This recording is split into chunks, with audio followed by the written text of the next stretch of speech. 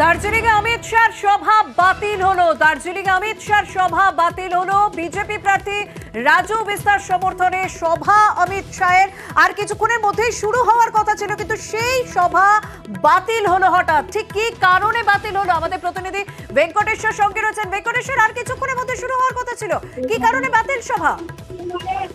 বাগডোগরা থেকে অমিত শাহর যে কপ্টার, সেই কপ্টার রওনা হয়েছিল, কিন্তু দার্জিলিং এর খারাপ আবহাওয়ার জন্য সেই কপ্টার কিন্তু যে অস্থায়ী হেলিপ্যাড তৈরি করা হয়েছিল, সেই কপ্টার সেখানে নামতে পারলো না। এটিসি থেকে সেই অনুমতি দেওয়া হয়নি অমিত শাহর কপ্টার ল্যান্ডিংয়ের বিষয়ে।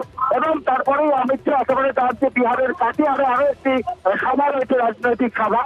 আমরা যেটা জানতে পারছি যে লেবুনে অর্থাৎ কাটিয়ারে অমিত শাহ সেই কপ্টার না নেমে সেই কপ্টার চলে গেছে সোজা কাটিহারে, বিহারের উদ্দেশ্যে। অর্থাৎ লেবুনে দার্জিলিং এ যে রাজু বিস্তার সমর্থনে অমিত শাহর একটা নির্বাচনী সভা ছিল, সেখানে সকাল থেকে প্রস্তুতি তুঙ্গ ছিল। বিজেপি কর্মী সমর্থকরা পাহাড়ের মানুষ তারা এসেছিলেন, কিন্তু সকাল থেকেই দুর্যোগপূর্ণ যে আবহাওয়া, সেই আবহাওয়ার কারণে বিলম্বিত হচ্ছিল অমিত শাহর এই দার্জিলিং সফর। শেষ পর্যন্ত শিলিগুড়ির হোটেল থেকে বাগডোগরার উদ্দেশ্যে রওনা হয়ে সেখান থেকে দার্জিলিং এর উদ্দেশ্যে বাগডোগরা থেকে আকাশপথে রওনা হওয়ার পরেও দার্জিলিং এর আকাশে অমিত শাহ কপ্টার চক্কর কাটলেও দীর্ঘক্ষণ সেই কপ্টার কিন্তু নামতে পারলো না খারাপ আবহাওয়ার কারণে।